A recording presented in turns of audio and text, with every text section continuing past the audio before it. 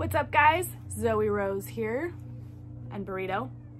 This is how most of my videos are gonna start in this quarantine situation, so enjoy. Figured today would be a good day to go over some color theory.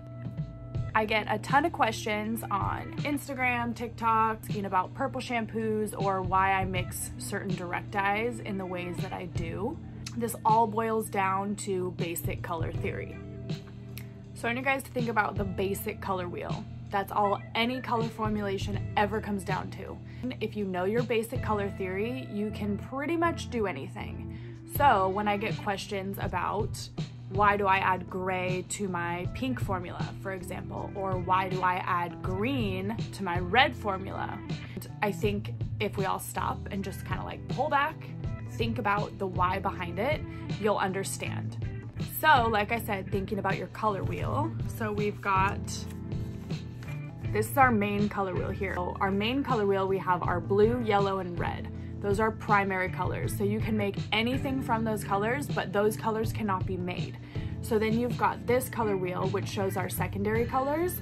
So this is mixing equal parts of our primary colors to create those that are in between, and then our tertiary colors. So this is gonna be the most important color wheel that you need to think of, but these two are gonna play a factor in color down the line. I'll use my pink example because that seems to be one that I get a ton of. Why do I add gray or green to my pink? So if you think about it, when you're dealing with our major color wheel here, we don't have pink, right? So how do we make pink from this color wheel? We've got red. So what is pink? Light red. So if you dilute a red down, you're getting down to a pale version of your primary color.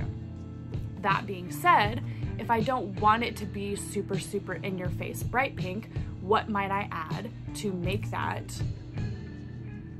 not so pink? I've used all my clear, I've diluted the color down. I don't want it to just fade right out. So how am I gonna make that a little bit more muted and not so in your face? Again, goes back to your color wheel. You want to think about your complementary colors.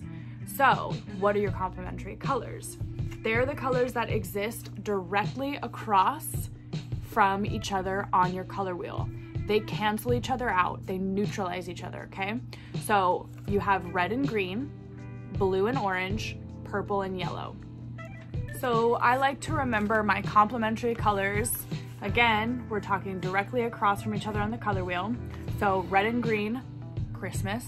Regardless of what you celebrate, you know the main colors are red and green, typically.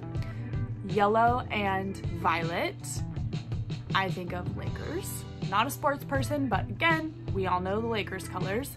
And then orange and blue, Broncos. So again, not a sports person, but I remember Broncos, Lakers, Christmas. So if you ever can't remember what they are, that's kind of how I like to remember it. But going back to what we're doing, right?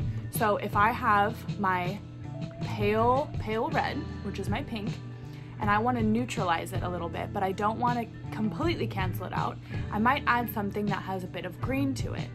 So what this is going to do is this is going to kind of mellow out the pink that we're using without completely canceling it and making it too soft. In order to dilute that red, that very, very light red, which is our pink, I might go in with a green-based gray. It's very important to understand the color line you're working with and know what the underlying tone in your colors are. You might have a direct dye that says gray on the box or whatever it's called, but you have to know whether it's a neutral gray, a cool gray, or a warm gray. Underneath all that is whatever the base color is. So some grays might have an ashy green base, some might have a blue base, some might have a violet base. If you're using it to dilute, you need to know what the base color or the base tone of the line is. Sometimes it's a blue base throughout all the colors, sometimes it's not. If I want to cool something down, I might go for a violet or a blue-based gray or blue even, depending on what I'm doing. You again have to be mindful because if you mix red and blue, you get purple. So if you want a light pink that is very cool toned, you have to be mindful of how much blue you might be adding in because you don't want it to be purple. That's where your cool base gray comes into play. If you have a cool tone gray, it won't turn it purple, but it might have more of a violet-y hue to it. If that's not what you're going for, you can always dial it even further back and make sure that the gray is a true gray before you mix it into your formula. So that's what I'm going to show you guys today, and I think it's super fun because it really is color theory working right before your eyes. What I do a lot of times, because I like to work with a blue base gray, because a lot of times when I've lifted the hair, it does have warmth in it. So that gray, in order to be a true gray or a true silver, you want the cool tone to it. However, when I'm using it to dilute, sometimes I don't want that much coolness. So I will neutralize the coolness before I mix my actual tone that I want in. So how am I gonna do that? Well, I'm gonna start with a blue base gray color, and I'm going to mix orange into it. I know, it sounds crazy, but it works. Think back to our color wheels, okay? So if I have a gray that has blue in it, what's gonna neutralize the blue? Orange. I'm not saying put a neon orange, half your formula into your gray, but you will see the change. Add it in until you see it neutralizing. So I'm gonna show you guys what I'm gonna be using. I just have some color at home, so it's not typically what I would use, but it's gonna work just the same. This is my blue base gray, so it doesn't look like much in here, and I'm using a white piece of paper because that's the truest version of what you might do. Now keep in mind, hair is not a white piece of paper, but it's a good way to see how true your color is gonna be before you put it on the hair. So if it looks too warm or too cool on a white piece of paper, you're gonna know what the odds of it going too warm or too cool are gonna be. God, I can cut a straight line, but I cannot color inside the lines apparently. Okay, so this is our gray on a white piece of paper. It's, again, a white piece of paper. So what I'm gonna do is I'm gonna add some orange into that formula. And yes, I'm gonna add like straight up orange so you guys can see. So I have about this much left. All I'm gonna do is I'm gonna add a little drop. So that's what I'm gonna start with. If I were mixing a full formula, it would obviously be a larger amount, so I would go with a certain ratio. So I'm gonna try and do this. Sometimes you really have to add in a little bit of your orange, then add in some more of your gray, then add in some more of your orange, add in some of your gray. It just depends. So that's why it's better to start a little bit more slowly, because if you add in too much orange or too much gray, you might just be wasting color. So always start slowly. I typically will mix in a smaller increment. So let's say, again, I'm working with 80 grams. I might start with 10 grams and I'll do 7 grams of my blue base and then however many in like 1 gram by 1 gram of the other color.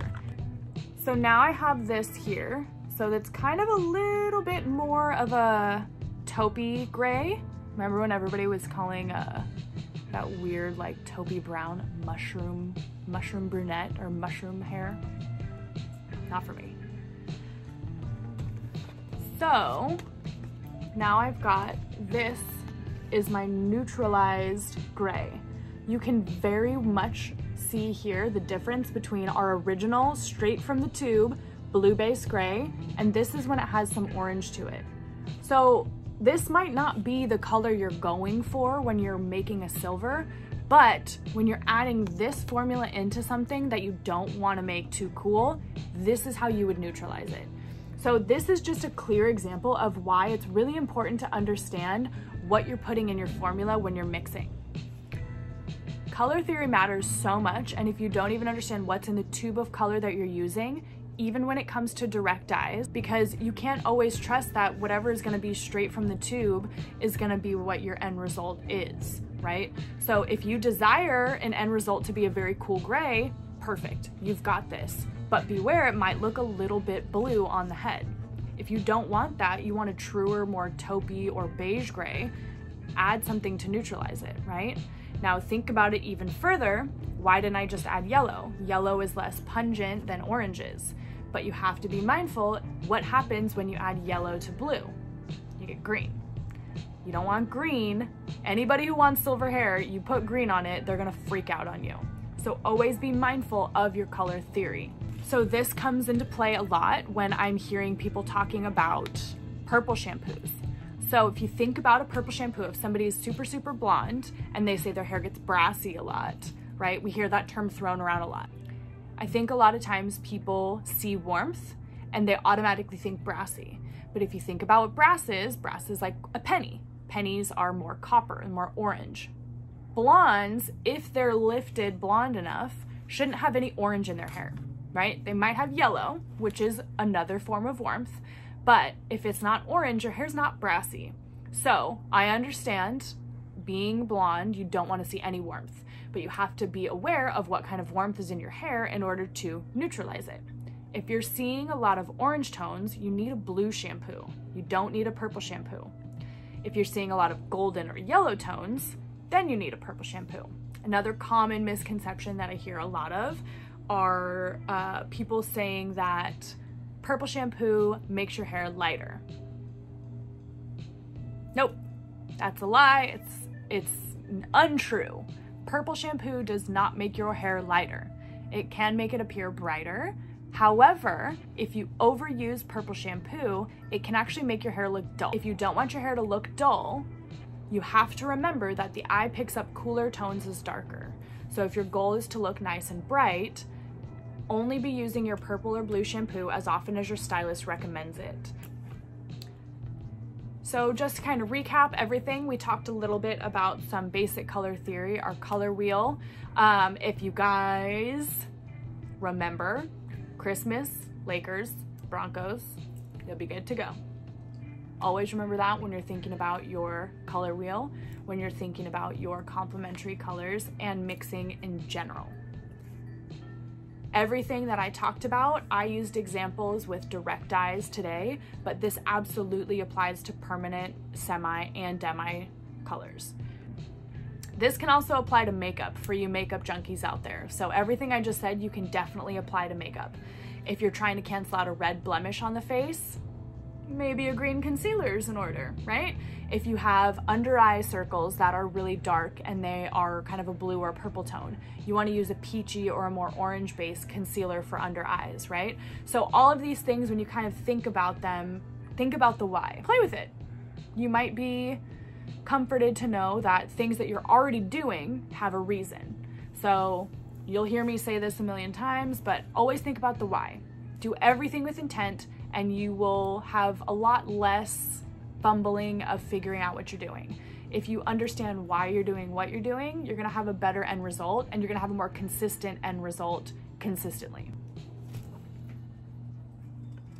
All right, well, we will see you next time. Hopefully you guys got all your color theory questions answered.